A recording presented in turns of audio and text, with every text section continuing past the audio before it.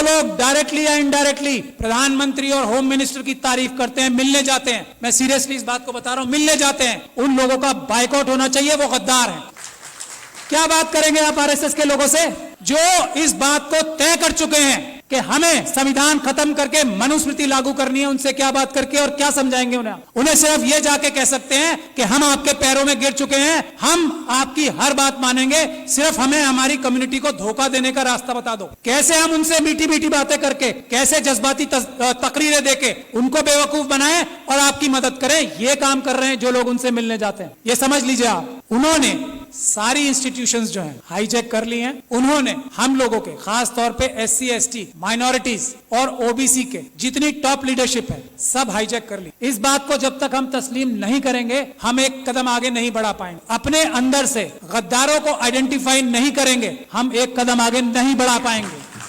सबसे पहला काम है, हम लोग इतने कमजोर नहीं हैं, समझ लीजिए आप, ये गद्दार हैं जो हमारे पैरों में बेड़ियां बांध रहे हैं। आइडेंटिफाई कीजिए उन गद्दारों को जो डायरेक्टली या इनडायरेक्टली ये बोलते हैं कि हेमंत बिस्वा शर्मा एक बहुत अच्छा चीफ मिनिस्टर है। आइडेंटिफाई कीजिए ऐसे लोगों को और उनको पनिश कीजिए, उनका सोशल बाइकआउट कीजिए। ये तो हम आराम से कर सकते हैं। दो रास्ते हैं, कोर्ट का रास्ता है, लेकिन सुप्रीम कोर्ट वो रास्ता नहीं है। कोर्ट का रास्ता जब है जब हम बहुत सारे केसेस, रोज ये पूरे देश को लूट के खा रहे हैं आरएसएस और बीजेपी के लोग, हम multiple cases grass root level पे बहुत सारी जगह पे करें, एक एक आइडेंटिफाई करें आरएसएस के कार्यकर्ता को कि कौन स्कूटर पे चलता था और आज मर्सिडीज में चल रहा है, उसको आइडेंटिफाई करें, उसके खिलाफ करप्शन के केसेस करें। ये एक काम करना होगा हमें। दूसरा, अगर हम पीसफुल प्रोटेस्ट करके जेलों में जाने के लिए तैयार नहीं है तो ये सब बातें बेकार हैं। अगर हम लाठी खाकर जेलों में जाने को तैयार नहीं है, अगर हम गोली खाकर जेलों में जाने को तैयार नहीं है तो ये सब चीजें बेकार हैं। ये चाहते हैं कि ये हम करते रहें और वो जो काम कर रहे हैं वो करते रहें। तो पहला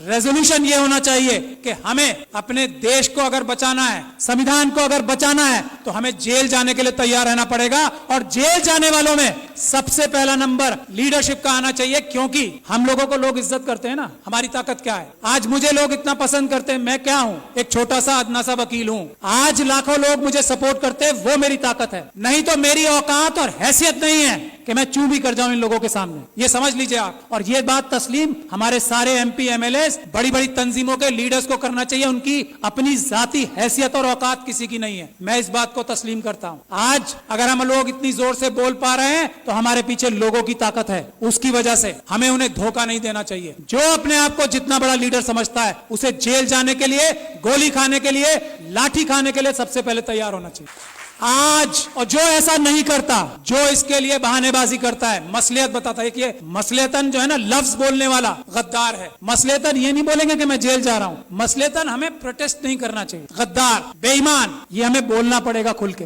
एक बात। दूसरी बात, ये हमारा सबसे पहला इशू आर्टिकल 1 होना चाहिए कॉन्स्टिट्यूशन का। आर्टिकल 1 क्या है? भारत की जो सीमाएं है ना उसको अक्षुण्ण रखना। चाइना 2000 किलोमीटर हमारी जगह खा गया है। हम किसी और मुद्दे पे बात नहीं करेंगे, दो मुद्दे हमारे शुरुआत के होने चाहिए।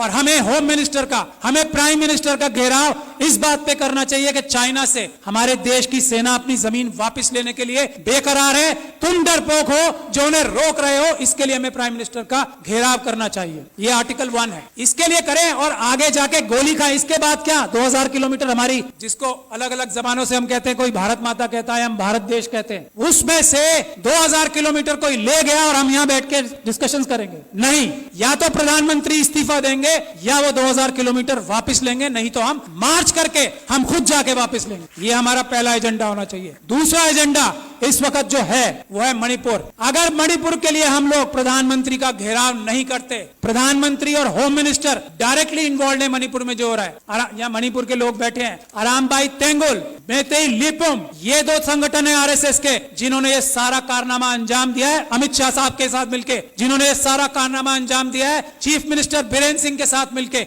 मेटिकुलस प्लानिंग से एक एक काम हुआ है। वहां पे कुछ भी स्पॉन्टेनियस नहीं हुआ है। जब तक हम इस बात के लिए कार्रवाई नहीं करेंगे, और ये जो सुप्रीम कोर्ट में कार्रवाई अभी चल रही है उससे कुछ होने वाला नहीं, कुछ नहीं होने वाला। मैं as the lawyer supreme supreme court आपको बता रहा हूं, कुछ नहीं होगा। बात 1-2 महीने में आई गई हो जाएगी। उन लोगों के साथ वहां ज्यादती होगी। आरएसएस और बीजेपी पाकिस्तान और चाइना के साथ मिलकर नॉर्थ ईस्ट और सारे बॉर्डर लाइन एरियाज को कमजोर कर रही है। ये हमारी जिम्मेदारी है। आर्टिकल 1 नंबर 1 बचाना सबसे पहले। मणिपुर के लिए हमें जाना चाहिए डेलीगेशन बना के और सच्चाई सामने लानी चाहिए कि आरएसएस ने, अमित शाह साहब ने और चीफ मिनिस्टर ऑफ मणिपुर ने ये प्लानिंग करके अपने कार्डर्स से कराया है। कोई मैती समाज ने नहीं किया है, उनके कार्डर्स ने किया है। गुड़गांव में और नूह में उनके कार्डर्स ने सब किया है। गुजरात में उनके कार्डर्स ने सब कुछ किया है। और दिल्ली के दंगों में हमने ये एस्टैब्लिश कर दिया है कि आम आदमियों ने कुछ नहीं किया, उनके कार्डर्स और उनके भ्रष्ट पुलिस अधिकारियों ने ये सब काम किया है। यही हमें करना पड़ेगा। मणिपुर के लिए प्लान बनाइए कि हम लोग वहां जाएं और एक्सपोज करें कि मणिपुर में क्या हो रहा है, क्या हो रहा था और क्या हो रहा है अब। और उसमें अमित शाह साहब सबसे बड़े चाणक्य हैं। उनको अरेस्ट कराने के लिए जब तक हम कोई कार्रवाई नहीं कर पाते, मणिपुर का कुछ भला नहीं हो सकता। मैं ये बात दावे और गारंटी से कह रहा हूं।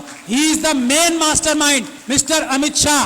वो वहां जाके बैठे ही इसलिए थे कि उन्होंने ये सब प्लानिंग करनी थी कि सब कुछ ठीक चल रहा है या नहीं। वरना भारत के होम मिनिस्टर में इतनी ताकत होती है चेयर में, चाहे कोई डफर भी बैठ जाए उस पे। अमित शाह साहब की बात नहीं कर रहा हूं, ये डफर वर्ड उनके लिए इस्तेमाल नहीं किया मैंने। अगर कोई डफर भी बैठ जाए, भारत के होम मिनिस्टर की चेयर में इतनी ताकत होती है कि सब शांति वहां पे एक दिन में हो जाए। लेकिन जो होम मिनिस्टर वहां अपनी प्लानिंग ही करने गया था, इंप्लीमेंटेशन देखने गया था गुजरात मॉडल की, वो उससे क्या उम्मीद करते हो? आज तक किसी आदमी ने यह बोला है कि Amit Shah is the main mastermind of Manipur? नहीं बोला। यही हमारी कमी। तो मेरी यही गुजारिश है, एक तो जेल जाने के लिए जो लोग तैयार हैं, गोली खाने के लिए जो लोग तैयार हैं, लाठी खाने के लिए जो लोग तैयार हैं, वही बोले कि मैं लीडर हूं, वरना वो गद्दार है। मेरा ये मानना है। बाकी अपनी अलग अलग राय सबकी हो सकती है। यही एक टेस्ट है। अच्छी से अच्छी बात कोई भी कर सकता है। एक से बढ़कर एक स्पीच देने वाले, एक से बढ़कर एक भाषण देने वाले हम लोगों में भी हैं और आरएसएस में भी हैं। जबान की वैल्यू आजकल 0 हो गई। सड़क पे आए, गोली खाएं, तब बताएं कि मैं लीडर हूं, वरना मैं गद्दार हूं। ये बात तय है। मैं गोली खाने के लिए तैयार हूं आज इसी वक्त से। और जब आप लोग दावत देंगे कि गोली खाने के लिए सबसे आगे मैं रहूंगा, मैं ये गारंटी दे रहा हूं अपनी तरफ से। और मैं ये उम्मीद करता हूं कि इस हॉल में बैठा हर एक इंसान जो अपने आप को लीडर कहना चाहता है, वो गोली खाने के लिए, इस वक्त देश बचाना है तो गोली खाने के लिए तैयार रहना पड़ेगा। अमित शाह साहब को मणिपुर के लिए अरेस्ट कराना जरूरी है। इसके लिए हमें कार्रवाई करनी पड़ेगी। मेरी जहां भी सर्विसेज आपको दरकार होंगी, मैं वॉलंटियर करता हूं अपने आप को। बहुत बहुत शुक्रिया। जय भीम, जय भारत।